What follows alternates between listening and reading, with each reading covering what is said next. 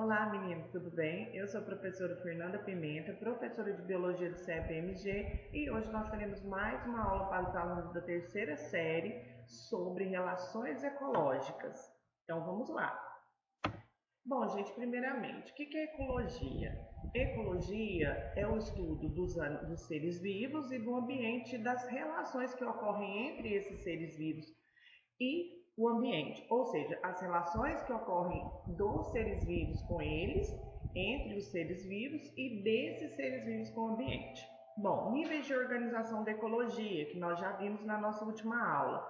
Bom, primeiro nós temos os átomos, né? A organização dos átomos vão formar as moléculas, a organização das moléculas, as organelas, as organizações das organelas, a célula, a organização da célula formaria a organização da célula forma o tecido, forma os tecidos, a organização dos tecidos, os órgãos, a organização dos órgãos, o sistema.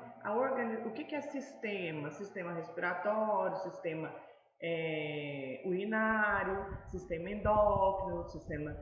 Então, os sistemas é um conjunto de órgãos que trabalha com o mesmo objetivo. Por exemplo, o sistema respiratório é absorver oxigênio e posteriormente produzir energia para o organismo. Então, esses conjuntos de sistema vai formar quem? Um organismo, ou seja, um ser vivo completo.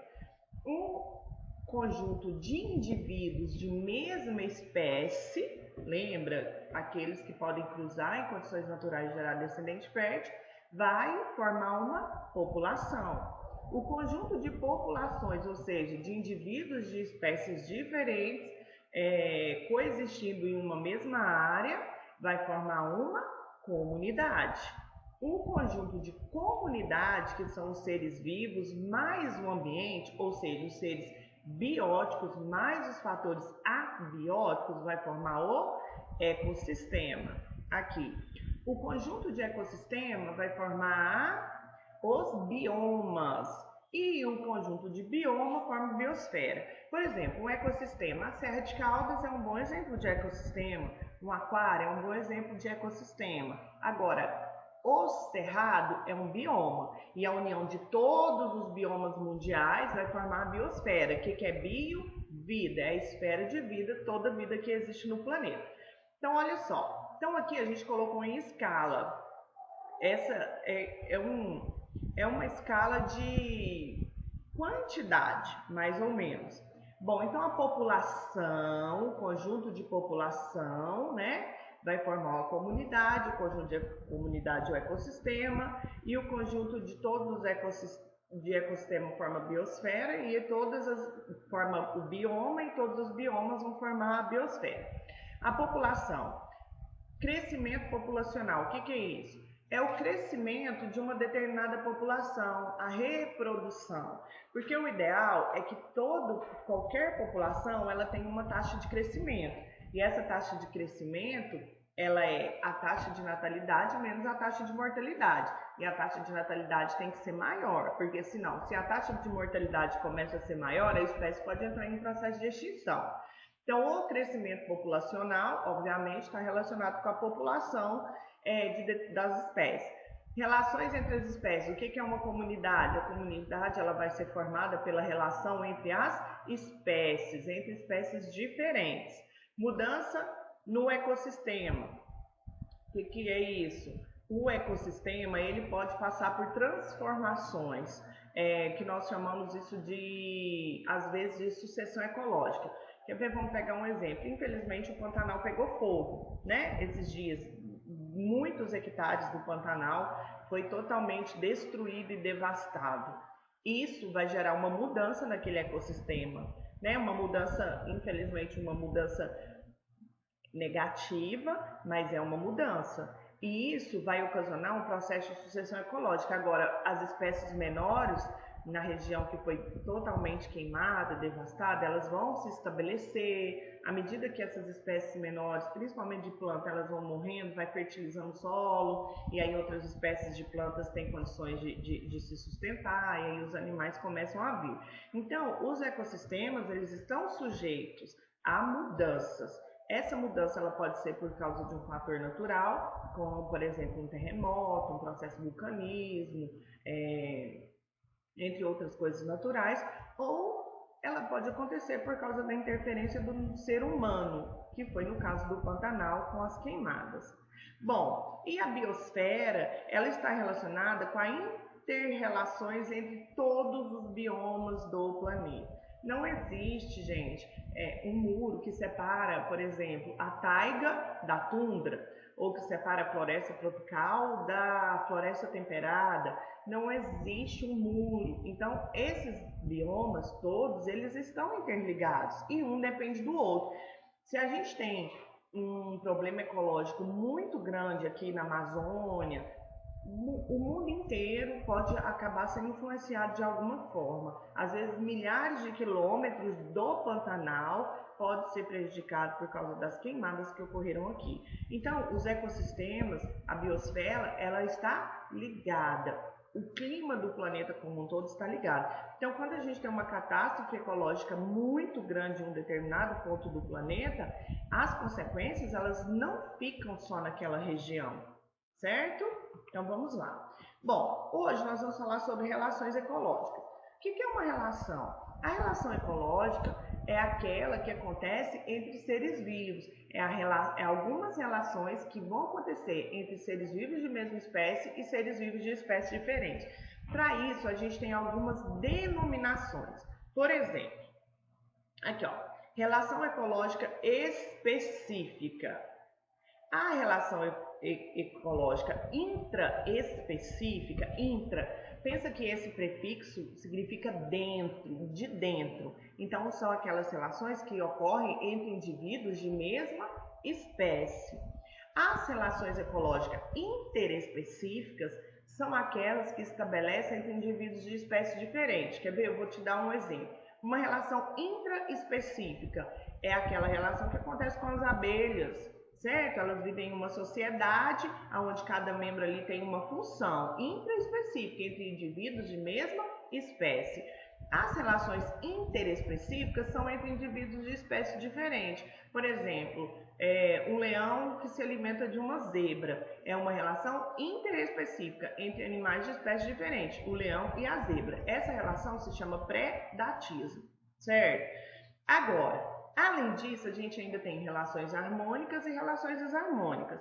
A relação harmônica é aquela onde todo mundo sai ganhando, ou pelo menos um ganha e para o outro tanto faz, entende? Por exemplo, quando a gente tem lembra do boi que fica lá no pasto? Às vezes é comum você ver em cima assim das costas do lombo do boi, a gente percebe que tem um pássaro que fica lá em cima se alimentando. Você já parou para pensar o que é aquilo? Aquilo lá é uma relação ecológica harmônica, interespecífica, ou seja, de espécie diferente de um pássaro, que é comumente, popularmente chamado de pássaro carrapateiro, e o boi ou a vaca. O que aquele pássaro faz? Ele se alimenta dos carrapatos em cima do boi. É uma relação ecológica harmônica, porque o pássaro sai ganhando porque ele fica de barriguinha cheia, né? Ele se alimenta, e o boi sai ganhando porque ele fica livre do parasita. Então é uma relação interespecífica harmônica que se chama protocooperação, que a gente vai ver depois. Agora, as relações desarmônicas são aquelas em que o ser vivo é prejudicado. Pelo menos um tem que ser prejudicado. Pelo menos um. Em que ambas as espécies, uma ou as duas espécies podem ser prejudicadas, mas em quase todas, pelo menos um indivíduo vai ser prejudicado. Por exemplo, o predatismo, quando o leão come a zebra, é uma relação interespecífica desarmônica. O leão saiu ganhando porque ele saiu de barriga cheia e a zebra, coitada, nem saiu. Ela vai morrer. Então, para ela, aquilo lá foi prejudicial. Vamos lá? Intraespecífica entre indivíduos de mesma espécie, interespecífica entre indivíduos de espécies diferentes, harmônica, todo mundo sai ganhando, ou pelo menos um ganha e para o outro tanto faz, como por exemplo, quando tem uma relação que se chama comensalismo, que é o tubarão, você já deve ter percebido. em algum documentário, tem sempre uns peixinhos que estão sempre junto com ele. Aquele peixe lá se chama rêmora. Aquele peixe, ele utiliza o tubarão como meio de transporte, facilita o transporte dele e ele se alimenta dos restos de alimentos. Depois que o tubarão comeu, o que sobrou ele come. O tubarão é beneficiado? Não, para ele tanto faz. O peixe estar perto dele não vai prejudicar ele em nada. E o peixe comer aquilo que ele não come também não vai prejudicar ele em nada. Portanto, é uma relação harmônica onde o peixe, que é chamado de rêmora, é beneficiado e o tubarão para ele tanto faz a existência daquele ser vivo ali ou não. Não vai beneficiar ele, mas também não vai prejudicar. Bom, então vamos ver. Hoje nós vamos falar das relações harmônicas e das relações desarmônicas, certo? Nas relações harmônicas intraespecíficas entre indivíduos de mesma espécie, a gente vai falar de colônia e sociedade. Na relação interespecífica entre indivíduos de espécies diferentes, nós vamos falar de mutualismo, protocooperação, comensalismo. Nas relações desarmônicas, nós falaremos em intraespecífica, indivíduos de mesma espécie, competição, canibalismo. Competição intraespecífica e canibalismo. Na relação desarmônica interespecífica, a gente vai falar de competição interespecífica, predatismo, parasitismo, amensalismo e esclavagismo.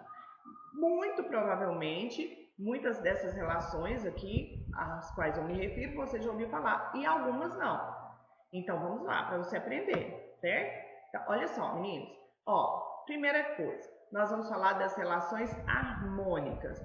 Na relação harmônica intraespecífica, ou seja, que ocorre entre indivíduos de mesma espécie, a gente vai falar de colônia e sociedade. É muito comum que as pessoas elas confundam colônia com sociedade e às vezes você acha que um formigueiro, por exemplo, é uma colônia e não é. A colônia é uma associação entre indivíduos de mesma espécie unidos fisicamente entre si. Ou seja, não é possível que você observe lá e veja que aquele ser vivo são vários seres vivos separadamente. Quando a gente olha uma colônia, você acha que é um ser vivo só, porque eles vivem fisicamente unidos.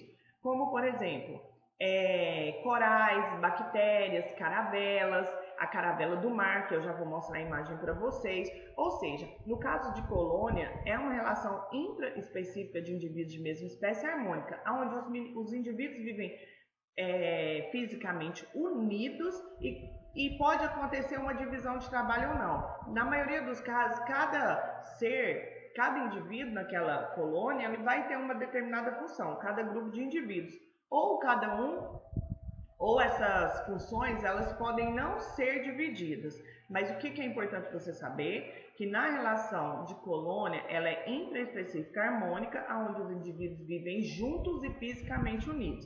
E a sociedade? Na sociedade, os indivíduos vivem juntos, há uma divisão de trabalho, mas eles não estão ligados fisicamente. Cada indivíduo ele se movimenta livremente, como no caso das abelhas e no caso das formigas. Elas vivem juntas no mesmo lugar, vamos pegar uma colmeia. Elas vivem juntas na colmeia, existe uma divisão de trabalho, a gente tem ali as abelhas que são responsáveis por coletar o néctar, que são as operárias, tem as abelhas que são responsáveis por alimentar as larvas, tem as abelhas que é responsável por proteger. Então, é uma relação de sociedade, onde esses indivíduos eles vivem juntos, não estão fisicamente unidos e cada um tem o seu papel, tem a sua função. Na sociedade das abelhas, as funções dos indivíduos elas são bem definidas, como por exemplo, a rainha, o zangão e as operárias. A função da rainha, ela vai gerenciar, né, a colmeia, e a função dela também é colocar os ovos para que haja uma perpetuação da espécie. O zangão, ele vai fecundar a rainha e as operárias, elas são responsáveis por buscar o néctar, produzir o mel, alimentar as larvas, entre outras coisas. Muito bem, então aqui eu tenho um exemplo de uma colônia. Olha aqui para você ver. Quando você olha esse indivíduo aqui, a gente consegue perceber que aqui é um indivíduo, outro, são vários indivíduos juntos para que eles possam sobreviver? Não, parece que é um indivíduo só. Então aqui a gente tem uma colônia, uma relação intraespecífica, porque eles são de mesma espécie harmônica, porque todo mundo sai ganhando, aonde eles vivem juntos para favorecer sua sobrevivência. Essa parte aqui é uma divisão de trabalho. Os indivíduos que formam essa parte superior aqui, ó, é o flutuador, responsável, ele fica cheio de ar e flutua, mantém, no caso a caravela do mar, ela não afunda por causa desse indivíduo. Bom, depois a gente tem os alimentadores, que são os indivíduos responsáveis pela captura do alimento. E embaixo a gente tem os indivíduos protetores, que vai ser responsável pela proteção. É aqui que a gente tem a substância urticante, que se o ser vivo ou outro ser vivo encostar, eles liberam uma substância urticante que vai causar uma lesão, né? Uma espécie de uma queimadura na pele do ser vivo, no peixe ou qualquer outra coisa, que é uma forma de se proteger. Muito bem. Quando essa substância aqui, ó, quando os indivíduos protetores eles conseguem capturar a presa, eles levam essa presa até os alimentadores, que vai fazer o quê? Que vai alimentar dessa presa, que vai retirar os nutrientes, vai digerir, e aí depois que esse processo é feito, os nutrientes vai ser repassado para todos os indivíduos, certo? Então cada um tem uma função. Então é uma relação intraespecífica harmônica de colônia, porque os indivíduos estão fisicamente unidos. Bom, de sociedade, qual que é a diferença? Aqui a gente consegue ver os indivíduos, eles vivem juntos, mas não estão fisicamente unidos. Aqui você consegue ver claramente cada um dos indivíduos. Aqui são operárias alimentando as ninfas, né? As larvas que depois vai se tornar abelhas. E aqui também é são as operárias alimentando a futura rainha. O que vai determinar a diferença entre a rainha e uma operária, por exemplo, é o tipo de alimento que ela consome. A rainha, desde o período de limpa, ela vai começar a ser alimentada com geleia real, enquanto que as operárias elas serão alimentadas com mel normal. E isso vai fazer com que ela tenha um desenvolvimento físico totalmente diferente. A rainha ela é maior e entre outras coisas. Certo? Então veja bem, aqui a gente tem uma operária, um zangão e uma rainha. Elas têm tamanhos diferentes. E as abelhas então, elas vivem juntas, há uma divisão de trabalho, mas elas não estão fisicamente unidas. Por isso a gente tem um exemplo de sociedade. Então, outro exemplo, formiga, cupins, vespas. Bom, agora a gente vai falar de uma relação harmônica que ela é chamada de mutualismo. Hoje, o mutualismo, só essa palavra mutualismo, já é o suficiente para a gente entender que é uma relação obrigatória. O que é isso? É uma relação harmônica entre indivíduos de espécies diferentes, nesse caso, entre indivíduos de espécies diferentes, que um não pode viver sem o outro. Se essa relação ela deixar de existir, o indivíduo não vai sobreviver. Como assim, professora? Então, o mutualismo é uma associação entre indivíduos de espécies diferentes, necessária, obrigatória. Em alguns livros, em alguns autores, eles falam de mutualismo obrigatório e mutualismo não obrigatório. Se o mutualismo vier acompanhado dessa palavra obrigatório ou não, se falar obrigatório, você já sabe que é obrigatório. Os indivíduos envolvidos, eles não sobrevivem separadamente. Se vier a palavrinha não obrigatório, é um mutualismo que eles podem viver separadamente. Mas a gente quase não fala isso mais. Hoje a gente fala de protocooperação. Então vamos lá. Então o mutualismo é uma relação obrigatória onde os indivíduos, eles não podem viver separadamente. Como exemplo de mutualismo, a gente pode citar os líquens, que é uma associação entre cianobactérias e fungos, Qual é a função? Bom, a cianobactéria, ela vai produzir, através da fotossíntese, ela vai fornecer alimento para o fungo. E o fungo vai fornecer um ambiente propício para a sobrevivência dela. O fungo vai fornecer a ela proteção e umidade. Ele vai retirar a umidade do ambiente. Os líquens, principalmente em regiões mais úmidas, em épocas de chuva, é muito comum a gente visualizar eles em casca de árvore. Ou seja, nesse caso, nem o fungo consegue viver sem as cianobactérias e nem as cianobactérias conseguem viver sem os fungos. Portanto, uma relação de mutualismo. Bacteriorriza é a associação de bactérias com a raiz de algumas leguminosas. O que essas bactérias fazem? Elas conseguem transformar o nitrogênio presente no ar em uma substância que a planta vai conseguir absorver. Em troca disso, a planta realiza fotossíntese e fornece alimento para essas bactérias. A planta não sobreviveria sem essas bactérias, porque elas precisam desse nitrogênio, elas não conseguem absorver ele na forma de gás, e as bactérias precisam da planta para obter alimento e proteção. Herbívoros e protozoários. Por exemplo, os ruminantes, como os bois, por exemplo, eles se alimentam de capim, que é rico em celulose. Mas no estômago, em uma das câmaras do estômago, rumen, existe uma grande quantidade de micro-organismos, protozoários e bactérias que vai fazer a digestão da celulose para ele. Por quê? Porque ele não consegue digerir a celulose. Ele não consegue fazer a digestão desse carboidrato. Então é importante esses micro-organismos que vai digerir esse carboidrato para ele e ele fica com os demais nutrientes. Então o boi, no caso, ele precisa desses micro-organismos e os micro-organismos precisam dele para sobreviver. Portanto, é uma relação de mutualismo. Um outro exemplo são os cupins. Os cupins, eles se alimentam de madeira e a madeira tem uma grande quantidade de celulose também. E esses cupins, eles não conseguem digerir a celulose. Então, no intestino deles, existe protozoários que vai fazer a digestão da celulose para ele. O protozoário não consegue viver sem o cupim, que ele precisa desse ambiente, precisa desse alimento, e o cupim não consegue comer o seu principal alimento se ele não tivesse esse protozoário. Portanto, é uma relação de mutualismo.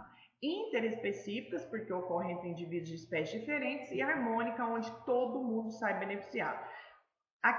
Aqui eu tenho o exemplo de um líquen, que é a relação entre algas e fungos, aonde os fungos eles proporcionam para a alga um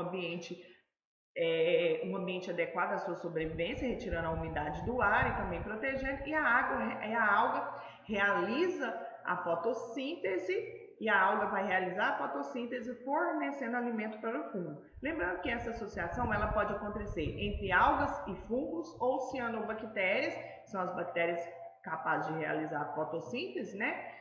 E fungos também. Bom, protocooperação. Qual que é a diferença da protocooperação com o mutualismo? A protocooperação, ela não é obrigatória. Aqui, a protocooperação não é obrigatória. É uma relação ecológica harmônica entre indivíduos de espécies diferentes, que todo mundo é beneficiado, mas que se um falar, eu não quero mais, para mim chega, eu quero viver sozinho, eles não dependem do outro para sobreviver, cada um pode viver a sua vida. Alguns exemplos, o paguro e a anêmona do mar. Gente, o paguro, ele utiliza a anêmona do mar. O paguro e a anêmona do mar, nesse caso, o paguro, ele tem um corpo mole, ele não possui concha. Então, o que ele faz? É um ser vivo que busca primeiro uma concha que foi abandonada. O paguro é um crustáceo. Ele busca primeiro uma concha, ele busca uma concha abandonada por um outro ser vivo, por um outro animal, ou que morreu, ou que abandonou. Ele entra dentro dessa concha aqui, tá vendo? E aí ele procura uma anêmona do mar. Ele vai retirar essa anêmona do local em que ela está e vai colar ela na sua concha e vai viver com essa casa. Então, por que essa relação ela é de protocooperação? Que se o paguro estressar e falar, eu não quero mais isso, a anêmona não vai morrer por causa disso e nem eu. Mas por que ela é harmônica? Porque o paguro, ele tem uma casa com uma proteção, porque vocês já sabem que a anêmona ela produz uma substância urticante que vai afugentar os possíveis predadores. Nenhum animal vai querer comer o paguro, vendo que ele tem uma guarda tão habilidosa. E para a anêmona também é bom, porque como ela é um ser vivo séssil, o que significa isso? Ela não sai do lugar, ela não consegue se movimentar. A partir do momento que ela vive com o paguro, ele se movimenta, então fica mais fácil para ela procurar alimento. Portanto, a relação de protocooperação é uma relação onde não é obrigatória, eles podem viver separadamente, mas todo mundo sai ganhando. O cervo e o pássaro anua, que é outro exemplo, que é o mesmo caso do boi, que eu disse no início. O cervo, ele é beneficiado porque esses pássaros estão fazendo o quê? Estão se alimentando dos carrapatos que prejudicam ele. Então, o pássaro ele é beneficiado porque fica de barriguinha cheia e o cervo é beneficiado porque fica livre dos carrapatos. O pássaro palipa e o jacaré ele fica com a boca aberta no sol. Enquanto isso, alguns pássaros entram dentro da boca dele e faz a higiene, come os restos de carne que ficou preso nos seus dentes. Para o jacaré é excelente, que ele vai ficar livre dos restos de infecção, e para o pássaro também, que ele vai ficar de barriga cheia. Aí você pensa, o jacaré podia fechar a boca. Sim, podia. Mas se você vê o benefício que esse pássaro traz para ele, mediante um alimento tão pequeno, para ele não compensa. E se ele começar a fazer isso, os outros pássaros vão ver e não vai mais fazer a limpeza para ele. Então é uma relação interespecífica de espécies diferentes, harmônica, onde todos saem ganhando. Insetos que polinizam as angiospermas. Angiospermas é as plantas que produzem flores. Os insetos, o que eles fazem? Eles vão lá, se alimentam do néctar fornecido por essas flores e ao mesmo tempo ele vai fazer o processo de polinização, certo? Quando o inseto ele visita a flor, ele sai com as patinhas cheias de pólen e aí então ele vai em outra flor e vai realizar então assim o processo de fecundação. Isso é excelente para a planta, né, que vai ajudar a dispersar, e é excelente para o inseto também, que vai se alimentar. Mas não é obrigatório, ou seja, eles não necessitam unicamente dessa relação para sobreviver. O inseto pode se alimentar de outra coisa e a planta ela possui outras formas de polinização também. Portanto, é uma relação de protocooperação. Os animais eles têm uma relação harmônica entre espécies diferentes que podem ser desfeitas sem que eles morram. Aqui, meninos, eu tenho o exemplo do paguro. Aqui eu tenho o paguro, ele não possui concha, portanto, ele achou a concha de um gastrópode, enfiou dentro dessa concha, pegou uma anêmona e colocou na concha para sua proteção. Enquanto ele vai andando para lá e para cá, a anêmona ela possui uma maior chance de se alimentar. Portanto, é benéfico para os dois. Aqui eu tenho algumas imagens verdadeiras, tá vendo? Aqui o paguro, a concha com a anêmona. Aqui, um paguro. Aqui atrás nós temos a concha e aqui a gente tem uma anêmona. É uma relação muito interessante. Bom, agora vamos falar de relações do comensalismo, que também é uma relação interespecífica entre espécies diferentes e harmônica. Comensalismo. Qual que é a diferença do comensalismo com a protocooperação? A protocooperação, os dois indivíduos saem ganhando. No comensalismo, apenas um ganha e para o outro, tanto faz. Tanto faz. Ele nem ganha e nem perde. Vamos lá. Bom, então um é beneficiado e para o outro, ele não é beneficiado, mas ele também não é prejudicado. Comensalismo típico é quando uma espécie se alimenta dos restos de outra espécie, sem prejudicar. Como, por exemplo, as hienas. As hienas são animais que muitas vezes elas ficam próximas a uma distância segura dos leões. Ela espera ele caçar, aí eles se alimentam, aí depois que eles vão embora ela come o resto. Os abutres também fazem isso. Como é o nome, gente? Os urubus também fazem isso. Ou seja, o abutre, o urubu, as hienas, elas são beneficiadas. Mas o animal que matou a presa, comeu e largou aquilo que ela não queria, não é beneficiada, mas também não vai ser prejudicada. Portanto, é uma relação de comensalismo. Inquilinismo. O inquilinismo está dentro do comensalismo. Então, em uma prova, se tiver comensalismo, tá certo. E se tiver inquilinismo também. O que é o inquilinismo? É quando uma espécie vive no corpo ou sobre outra espécie sem prejudicar ela. Então, aí não vale verme, vírus, bactéria, fungo, nada disso. Como, por exemplo, as orquídeas, elas vivem no tronco de árvores. Isso é uma relação de comensalismo, de inquilinismo. Por quê? Porque as orquídeas, elas, apesar de viver no tronco dessas árvores, ela não prejudica, ela não suga seus nutrientes, ela não vai esganando a árvore, então ela só fica ali para pegar uma carona, para pegar um sol, ela não necessita, ela não vai prejudicar no caso, o seu hospedeiro, que é a árvore. Certo? Nesse caso também, outro exemplo também, nós temos as bromélias. É uma associação que se chama, essa relação ecológica das bromélias, elas também não vão prejudicar os vegetais o vegetal em que ela vive. As bromélias, elas também vivem sob o tronco de outras árvores, porque ela pega oxigênio, ela vai receber luz do sol, ela não vai ficar no solo, fica longe de predadores, entre outras coisas, mas ela não prejudica, no caso, ela não vai prejudicar a árvore em que ela está vivendo. Esse também é o caso das orquídeas. O nome disso também pode ser de epifitismo, mas o epifitismo é quando a gente está falando de plantas. Pode ser então inquilinismo ou epifitismo. Bom, então, inquilinismo entre animais, por exemplo, a gente tem um exemplo típico que é do pepino do mar, com um pequeno peixe que vive dentro dele. Esse pequeno peixe, ele não vai se alimentar nem do pepino do mar e nem dos alimentos do pepino do mar. Ele vai usar o pepino do mar só como abrigo. Então, o peixe, ele é beneficiado porque ele tem abrigo e para o pepino do mar tanto faz.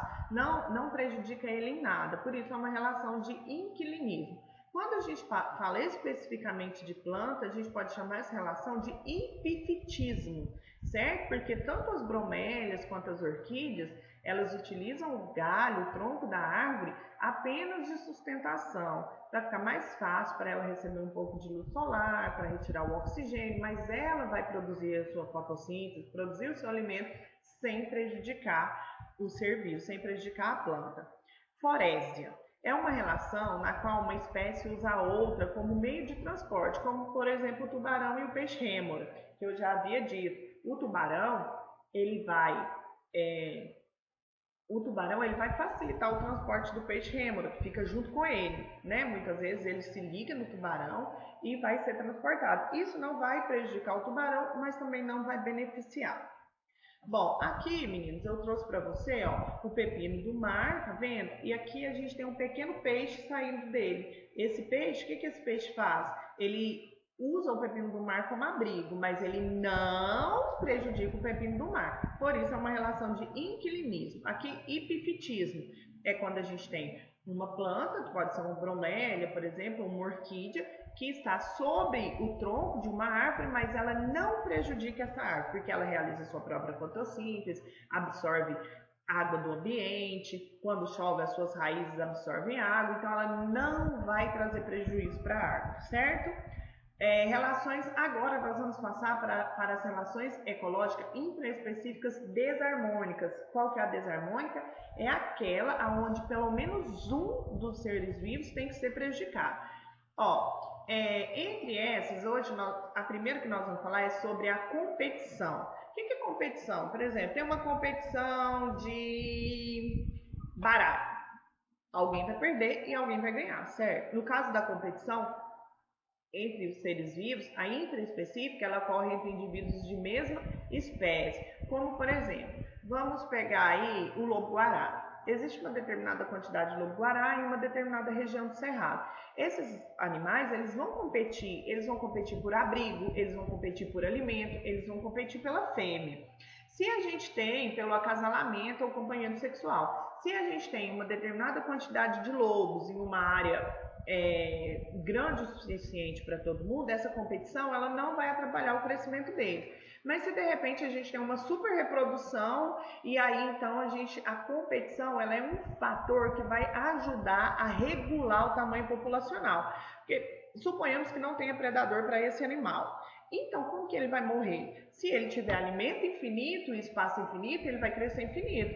Mas como isso não é possível, o espaço é sempre finito e os recursos também, eles competem entre si e acaba ajudando a regular o tamanho populacional, para que não vire um problema ecológico. É um meio de manter o equilíbrio ecológico. Agora, outro tipo de relação também é o canibalismo, que não é muito comum, né? A gente, na nossa espécie, principalmente, não é comum, não pode, é crime, etc e tal, mas é muito comum principalmente em espécies de insetos. Algumas cobras também realizam canibalismo.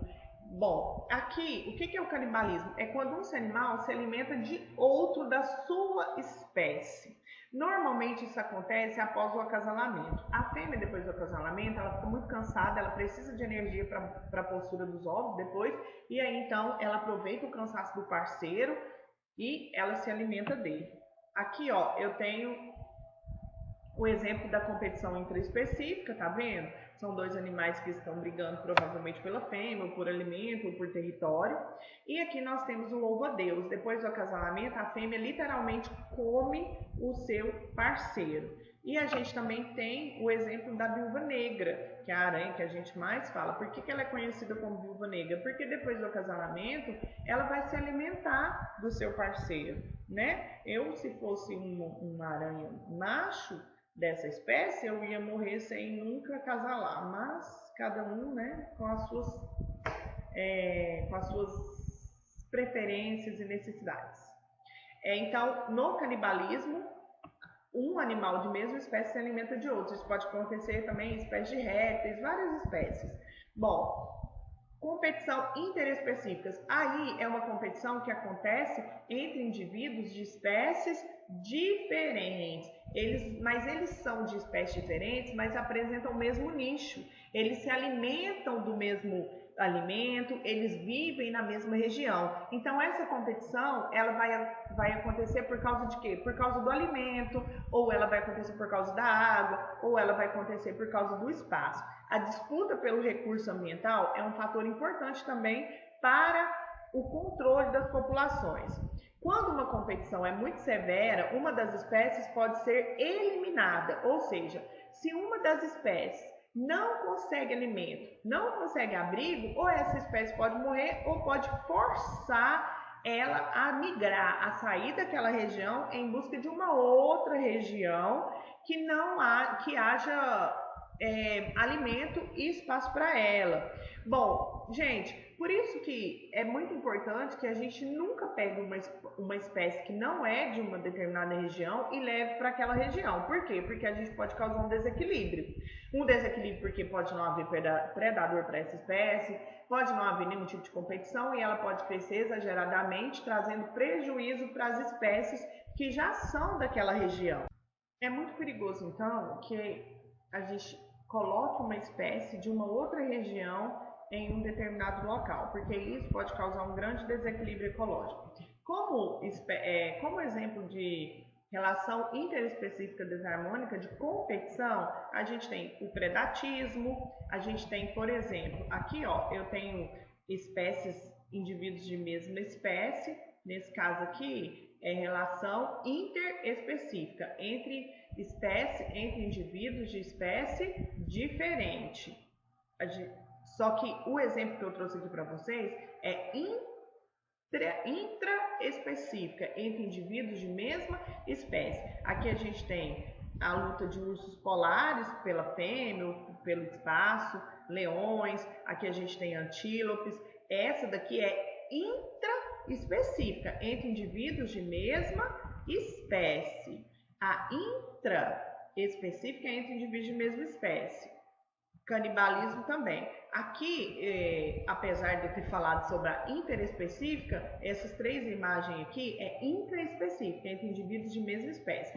Aqui eu tenho uma relação interespecífica de indivíduos de espécies diferentes, desarmônica de competição. Veja bem aqui, ó. Imagina, na savana africana a gente tem leões, zebras, gnus, vários animais que competem por água, por alimento, por espaço, eles se alimentam das mesmas coisas, eles têm que beber da mesma água, ou seja, isso é uma competição interespecífica entre espécies diferentes desarmônicas. Por quê? Porque se o elefante bebe toda a água, por exemplo, esses outros animais, eles vão ser prejudicados, certo? Ó, relações interespecíficas desarmônicas. Aqui, gente, é só para mostrar que essas relações, elas vão ajudar a manter o crescimento populacional, a evitar um exagero do crescimento populacional, o que vai causar um desequilíbrio ambiental. Olha só, aqui embaixo a gente tem o tempo e aqui a gente tem o crescimento de um determinado ser vivo. Isso aqui é um paramécio. Veja bem, quando eu tenho só um paramécio nesse ambiente, ele só vai crescendo, crescendo, crescendo, crescendo. Aí esse paramécio se reproduz e aí a gente tem vários no mesmo ambiente. Olha, aqui é um indivíduo sozinho. A partir do momento que esse indivíduo reproduziu, nós temos mais indivíduos no mesmo ambiente. O que vai começar a acontecer com o número de indivíduos, que é representado por essa curva aqui em azul, vai começar o número de indivíduos. Aqui nós temos o indivíduo, aqui a gente tem o tempo e aqui a gente tem o espaço. À medida que esse indivíduo reproduz, o que vai acontecer? Vai haver uma competição por espaço, é uma relação intraespecífica entre indivíduos. Nesse caso aqui, ó, nós temos indivíduos de mesma espécie desarmônica. O que vai acontecer? Eles vão competir pelo recurso, pelo espaço, por tudo. E aí vai começar a cair o número de indivíduos. Vendo? O número de indivíduos ele começa a cair. Por quê? Porque a gente tem uma quantidade maior de indivíduos. Olha aqui, ó, Paramécia aurelia. A gente tem o Paramécia aurelia, na verdade. Aí eu coloquei um outro indivíduo, que é o Paramécio caudato. Eles se parecem de mesma espécie, meninos, desculpa, eu não tinha observado. São indivíduos de espécies diferentes, embora eles sejam muito semelhantes. Então eu tinha um indivíduo feliz aqui, que era o Paramécio aurelia. Coloquei um outro indivíduo junto com esse paramécio, então aqui em azul é o aurelia, em vermelho a gente tem o caudato. Esses indivíduos eles começam a competir por espaço, por alimento, e aí então a gente vai ter uma diminuição no crescimento do caudato e um aumento no crescimento do aurelia. Quer dizer que ele se adaptou melhor a esse ambiente e prejudicou o outro paramécio, o caudato. Ele não teve tanto alimento disponível ou espaço, então a sua população começa a cair. Relação interespecífica desarmônica. Relação interespecífica desarmônica. Predatismo, que é o exemplo que eu coloquei aqui, ó. No caso, o predatismo, onde um animal desarmônica, o predatismo, ele ocorre entre animais de espécies diferentes, onde um animal se alimenta do outro. Aqui a gente tem, no caso, a presa e o predador. A relação de predatismo, ela também é muito importante para manter o controle, ou seja, a densidade populacional, porque o predador não vai permitir um crescimento exagerado da sua presa, mantendo então um controle, regulando essa densidade populacional. Aqui a gente tem alguns exemplos de predatismo. Aqui eu tenho uma foca se alimentando de um golfinho, um inseto que se alimenta de outro inseto. Aqui a gente tem também o exemplo de insetos se alimentando, uma joaninha, um pulgão, uma joaninha que se alimenta de um outro inseto aqui. Isso é um exemplo de relação interespecífica entre espécies diferentes desarmônica. Por quê? Porque um sai ganhando e o outro sai perdendo. Outra relação interespecífica desarmônica é o parasitismo, quando um ser vivo vive no corpo do outro, trazendo prejuízo para ele. Veja que é totalmente diferente do inquilinismo. Por exemplo, o vírus, bactérias, fungos, vermes que vivem no corpo de outro ser vivo, trazendo benefício para si, mas trazendo prejuízo para o outro. Endoparasitismo é quando o parasita vive no interior do nosso corpo, como por exemplo um verme. Ectoparasita é quando esse parasita vive no exterior do corpo, como piolho, carrapato. Holoparasita é quando a planta parasita obtém a seiva bruta e elaborada às custas de outra planta. Por exemplo, o cipó chumbo, ele cresce em uma outra planta, uma árvore, por exemplo, e ele vai esganando a árvore e vai retirando os nutrientes dela. Isso é uma espécie, uma relação interespecífica desarmônica. Por quê? Porque a planta ela vai ser prejudicada, enquanto que o cipó chumbo vai ser beneficiada. Hemiparasita, planta parasita que obtém somente seiva bruta, à custa da planta hospedeira. No holoparasita, esse cipó chumbo, ele vai sugar tanto a seiva bruta, que é aquela que vai da raiz para as folhas, quanto a elaborada, que é quando a fotossíntese ela acontece nas folhas e a seiva elaborada desce. Essa é ainda mais prejudicial. A hemiparasita, é como se eu dissesse assim, mais ou menos parasita. Ela vai absorver apenas a seiva bruta, aquela que vai da raiz para as folhas. Bom, como por exemplo a erva de passarinho. O parasitismo pode ser um fator também que ajuda a regular o tamanho populacional. Geralmente os parasitas não matam seus hospedeiros, pois dependem deles para sobreviver. Não mata ou leva muito tempo para matar. Certo? Por exemplo, uma pessoa pode morrer por causa de excesso de verme? Sim, mas isso vai levar anos para acontecer. Então aqui, o carrapato, a gente tem aí uma tênia ou uma solitária, que a gente pode, a contaminação pode acontecer através da carne bovina mal passada ou da carne suína que esteja contaminada. Aqui o cipó chumbó, ele vai fazer o quê? Ele vai esganando a planta e ele também vai se alimentar da seiva bruta e da seiva elaborada. Aqui na erva de passarinho, ela vai pegar apenas a seiva bruta. O pernilongo também é uma espécie de parasita, um ectoparasita no caso, né? Que ele traz benefício, ele retira o benefício para ele e a gente é prejudicado. Não pode ser, nesse caso, predatismo, porque ele não leva a sua vítima à morte. Amensalismo, também chamado de antibiose, é quando a gente tem uma espécie que vai inibir o crescimento de outra espécie. Por exemplo, a gente tem as algas pirrófitas, que quando elas se reproduzem exageradamente, ela vai causar um desequilíbrio ambiental e vai impedir a sobrevivência de alguns animais marinhos. Ou seja, o crescimento de uma espécie vai impossibilitar o crescimento de uma outra espécie. Isso é um amensalismo. Esclavagismo é quando um ser vivo se aproveita do trabalho de outro. Existem algumas espécies de pássaro que não conseguem fazer, que não faz ninho e não cuida dos ovos. Então, o que esse pássaro faz? Ele fica de olho, procurando um outro passarinho, mais ou menos com as características dele, de tamanho, ninho, ovo e tal.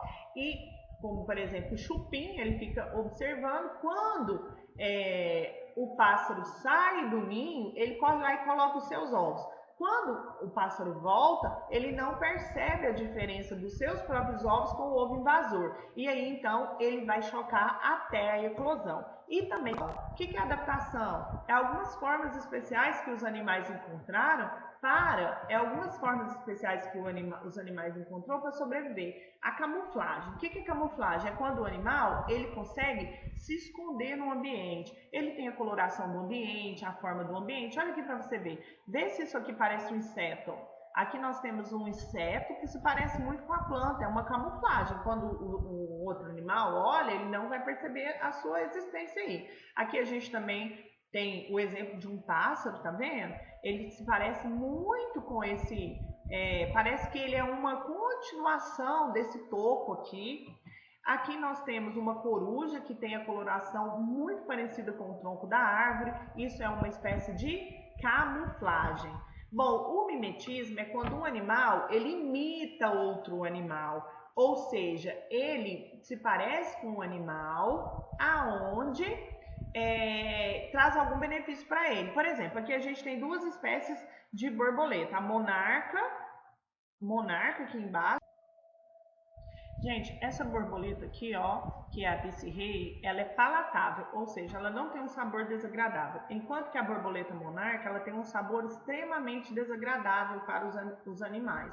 Então, essa borboleta vice-rei, ela se parece fisicamente com a outra. Então, quando o animal vem comer, ele não sabe se ela é gostosa ou se ela é ruim, então ele prefere não se alimentar. É um caso de mimetismo.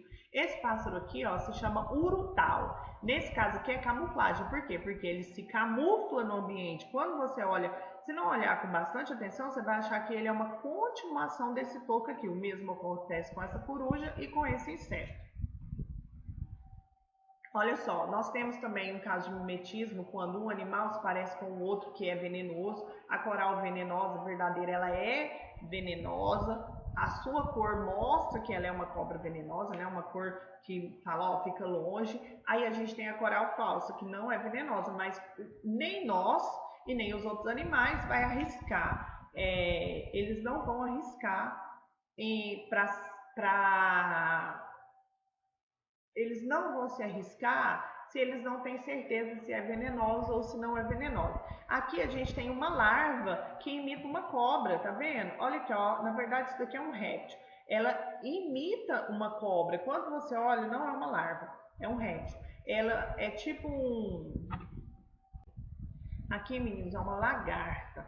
Essa lagarta aqui, ela se assemelha a uma cobra. Então, o outro ser vivo, quando vai se alimentar, olha e fala, opa, uma cobra, veneno. Então, ela tem mais chance de sobreviver. A mesma coisa acontece com a coral falsa verdadeira e a mesma coisa com as borboletas monarca e vice-rei. Ou seja, no mimetismo, o animal, ele imita, ele parece com o outro, ou porque o outro é venenoso, ou porque o outro possui um sabor não palatável, no caso não agradável para o seu predador, ou porque ele tem o animal que vai ser imitado, ele é um animal que tem mais força, mais veneno, ou seja, no mimetismo o animal imita o outro nas tentativas de sobreviver. Bom, formas especiais de adaptação. Aposematismo é uma forma de adaptação na qual uma espécie exibe cores chamativas para divertir possíveis predadores. É o mesmo caso da cobra coral. Ou seja, essas cores chamativas falam assim, ó, fica longe. Por quê? Porque eu sou perigoso. Isso serve para nós. Se você vê um animal muito chamativo, réptil, também, principalmente os répteis, não se aproxime. Bom, aqui eu trouxe para vocês um mapa conceitual com as relações ecológicas. É tipo um resumo que vai facilitar para que você possa estudar. Esse mapa conceitual eu peguei do site da Brasil Escola. Meninos, nós vamos ficando por aqui. Muito obrigada por estarem comigo nesta aula. Qualquer dúvida, me procure no particular que eu estou à disposição. Um beijo no seu coração. Fica com Deus e até a próxima aula. Eu vou deixar aqui para vocês dois links de 2 documentários, 2 aulas, uma aula e um documentário relacionado à nossa matéria de hoje. Então, caso tenha ficado alguma dúvida, você queira ver alguma coisa diferente, você queira acrescentar algo a mais no seu conhecimento, não deixe de assistir. Obrigada por tudo, fiquem com Deus e até a próxima aula. Um beijo!